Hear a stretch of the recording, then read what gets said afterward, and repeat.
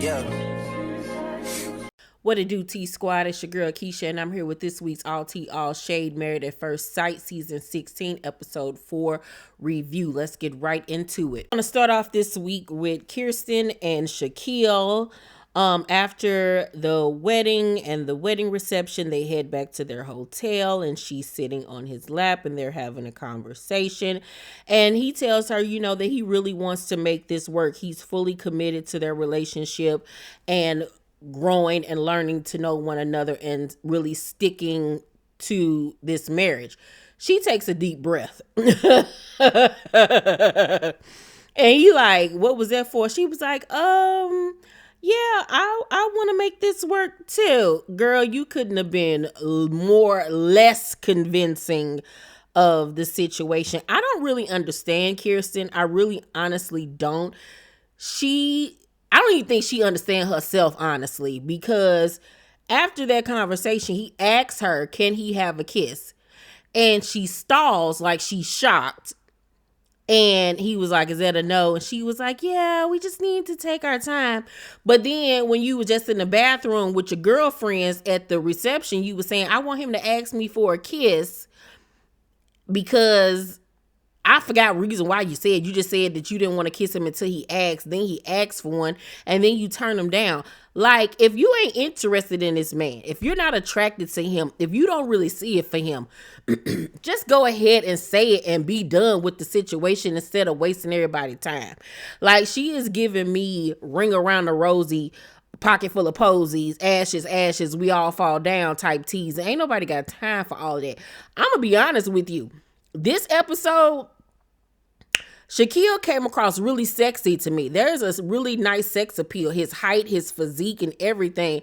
His suaveness. I like the fact that he is a gentleman, but he still got a little swag to him. You know what I'm saying? I don't really know what it is about him that she not liking, but if he ain't your type, just say that, girl, and just be done with it, because you getting on my nerves already. You already know how this process rolls, so stop acting silly, please. Next day, all the couples, meet with their spouse's family.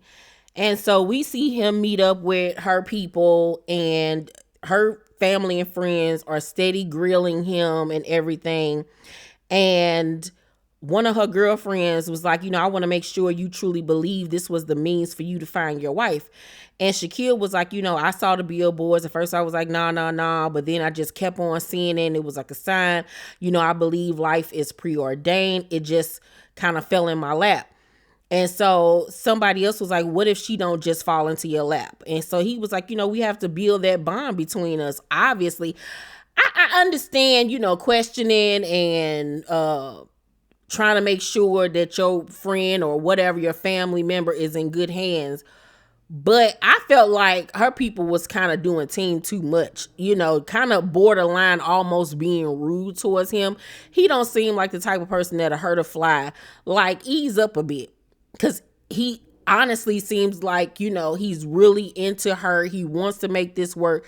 She the one, to me, that's giving, mixed signals, standoffish type vibes. Like, she's irking. Y'all need to be having this conversation more so with her than him.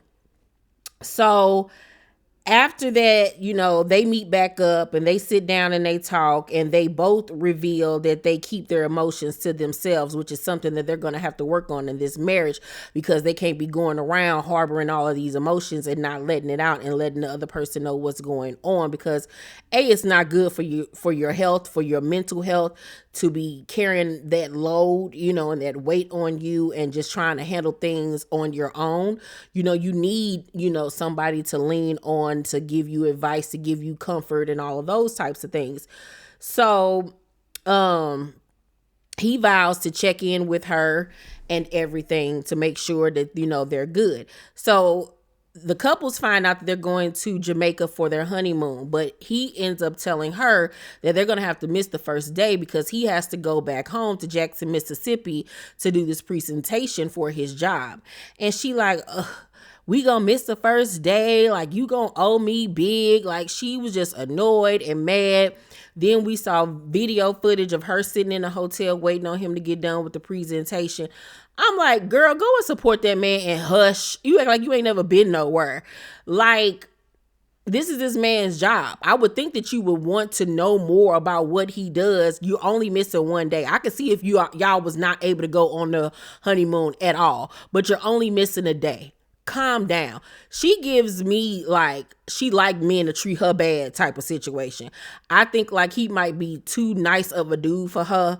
Like, I don't know. It's just something about her that's just really irking my soul and getting on my absolute 100% nerves.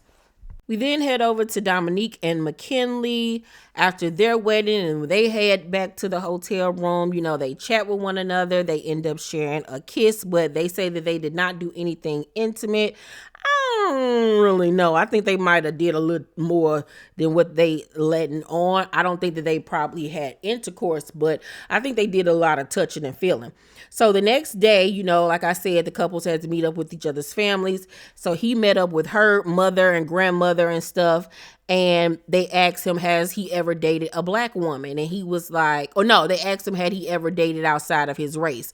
And he said that he'd predominantly dated white women and Latin women, and that he'd gone out on dates with black women, but it just never really went anywhere. So her family is really concerned, you know, with the interracial part of this whole situation.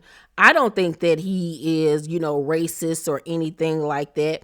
And at the end of the day, to be honest with you, when it comes to her race, Dominique doesn't look mixed. I mean, she doesn't look like a mixed woman. When you first look at her, she looks like she could be either like Hawaiian or she like something like a Southeast Asian type of vibe. Like, you don't get black girl from her, you know, with the hair color, with her skin color. You get something else, not black and white from her. So I don't see her getting discrimination like based off her being a black woman, because to me she doesn't look like a black woman. That's just my opinion.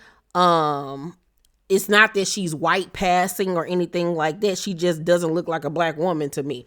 So I don't really see the concern of, you know, it being like him dating a woman that looks like the mother, you know, because she don't look like her mama. She looks totally opposite. I don't know. I understand them being concerned about the race issue, more so not about the outside world. I'm more concerned about his family, to be honest with you, because Dominique met up with his mom and his sister and stuff, and his mama is still giving me a vibe, a negative vibe. The way she be looking at her, the way she be clocking her and checking her out, she gives me racist very much. She gives me, I don't want no niggers up in my family type of vibes. So Dominique tells them that her mom was the one that signed her up for this show. I found that to be very interesting, that her mom would do that. Like, that's something. I think that is a lot. I could not see myself signing my child up for something like that. So I don't know how I feel about that. That's a lot. That's a lot. But I mean, obviously she know her child because she went along with it. His mom says that, you know, she found this whole thing to be nuts. She was very blatant with her opinion. She did not hold back. She did not crack a smile. She did not laugh when she said it at all. So the mama was like, what would you say if he said he wanted to move back to Michigan? And Dominique was like, you know, that would be tough, because my mom is like literally like an hour away. You guys are farther away. That would be really tough. You can tell that she's really close to her family and she's younger than him. So I don't think that she would be able to cope being away from her family and being in another city with nobody that she knows, especially considering her mama-in-law act like she don't like her and don't like this situation at all. I don't see this relationship lasting. I honestly don't. I give them a survival rate at this point in this episode of a 5 out of 10. That mama, girl, you got to look out for her. She might spit in your drink or something.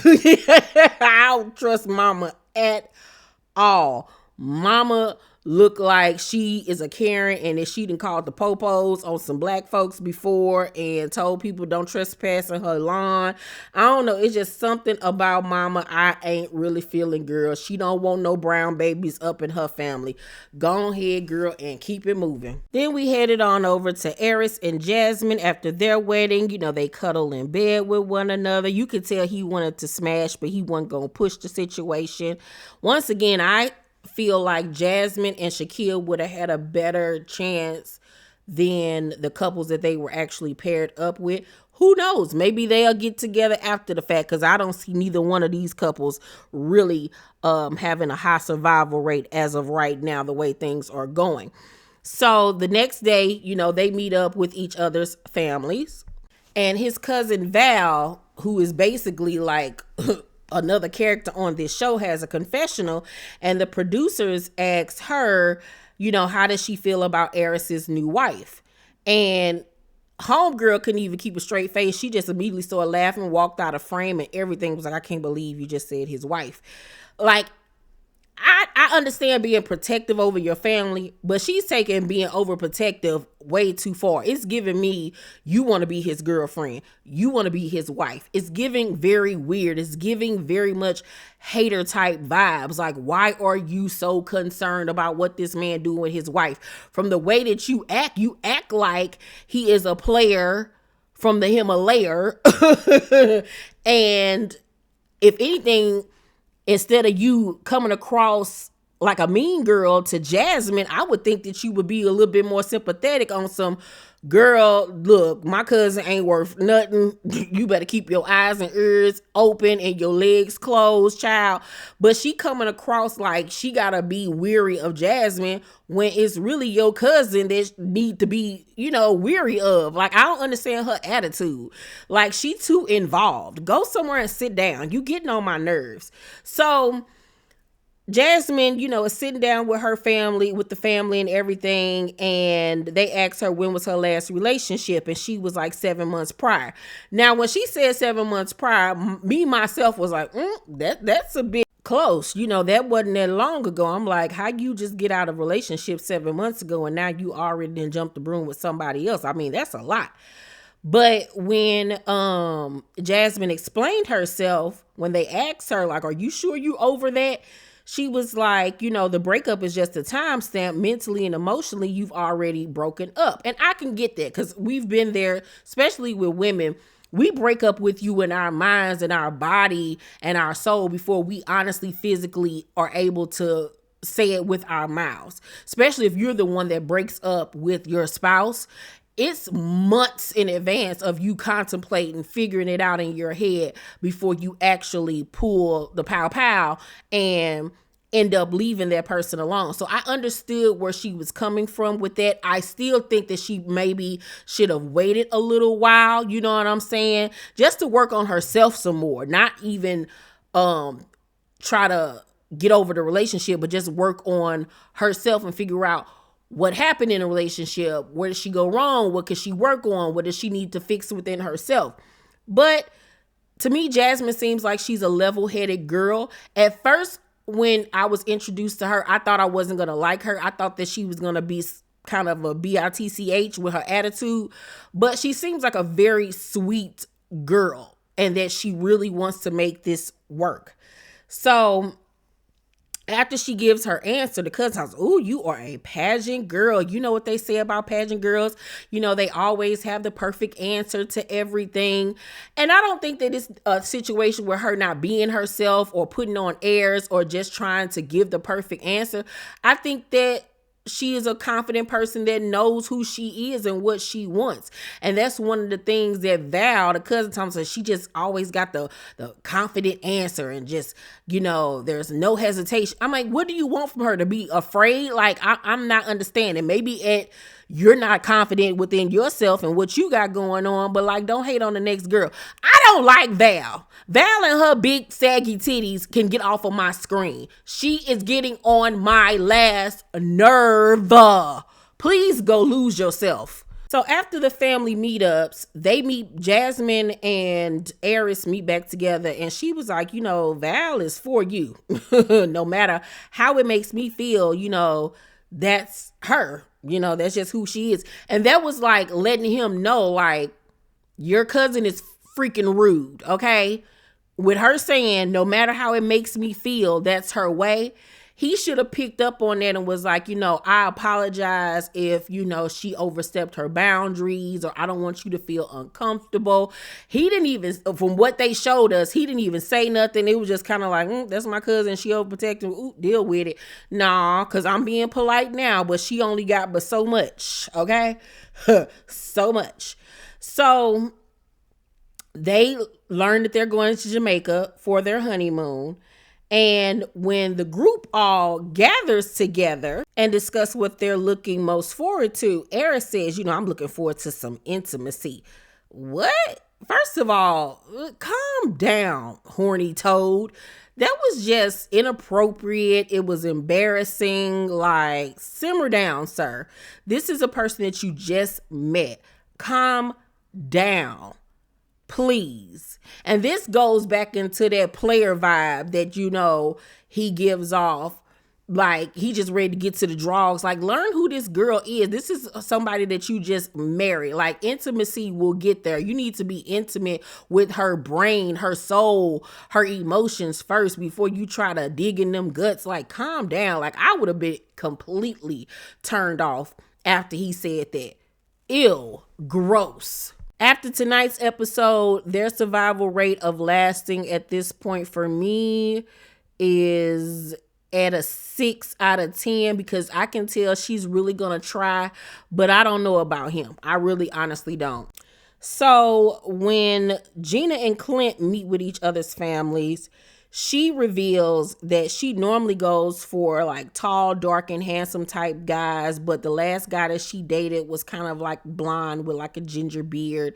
So it's kind of ironic that her husband would look that way. But she says that she's attracted to Clint. I think that she is somewhat attracted to him. I don't think that she's fully all the way there. You know what I'm saying? Especially after seeing the teaser trailer for next week and what she says to him about, his looks and what she's attracted to. Her sister-in-law says to Clint, that one of Gina's red flags is that they're so similar. Clint and Gina, they're really similar. So it's going to be hard for them as a couple because they literally have the same personality. They come across like having type A personalities, even though he's a little bit more laid back and chill, but you can tell he has like a darker side to him. You can really tell. So, Gina's brother was like, she's always working, how are you going to manage it? Because both of you are really busy. And Clint was like, we're going to have to merge those worlds together. Survival rate for these two, I'm going to give it a 4 out of 10. I don't really see it happening. Neither one of them are each other's physical types. And then with their work, I don't see them working at all. And lastly, we have Nicole and Chris. When he meets with her family, her dad was like, he a nice guy. Serial killers usually are. Like, this daddy is really hung up on the serial killer type stuff. But it tickles me because, in all actuality, we do not know this person, and he could be a Eric type person.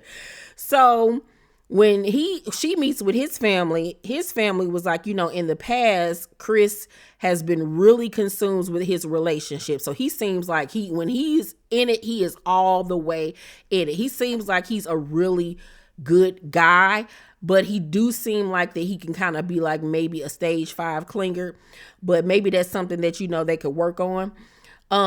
So Nicole in her confession was like, I am even more aware that I have to protect his heart because she does not want to hurt him in any type, shape, way, or form.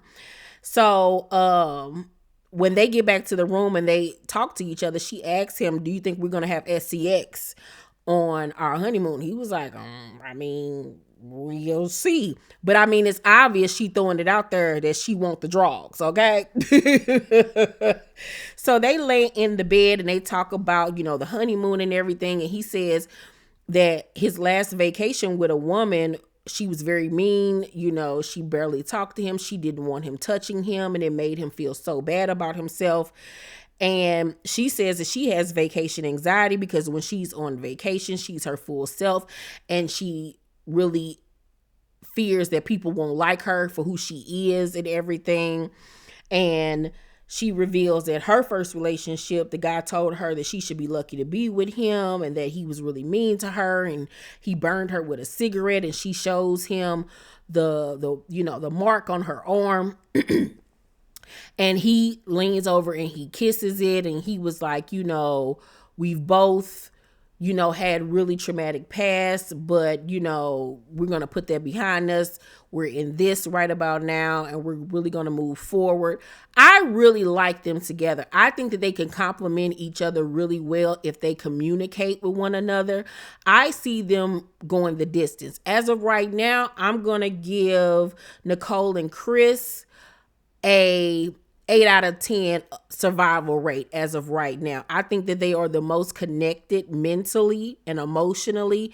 And if the physical aspect is good, I think that they'll be really, really good to go. Now, they might have other things in the relationship they may hinder them, but like I said, communication will be the key between these two.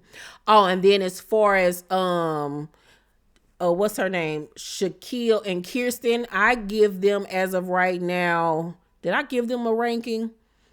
I give them a 5 out of 10 survival rate as of right now. This was a cool episode. It could have been a little punched up more. I feel like it was a lot of kind of like dead space in between. Some of the stuff could have been edited out. Let's get to the drama. Let's get to the makings of things or whatever. But overall, I'm going to give tonight's episode of Married at First Sight a C+. A C+. I'm ready to get to it at this point.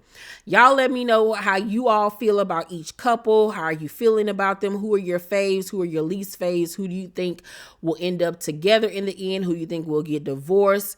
Let's talk down below in the comment section, you guys. Make sure to thumbs up this video, like and subscribe. Hit that notification bell button. I love you guys, and I'll see you on the next video. Bye.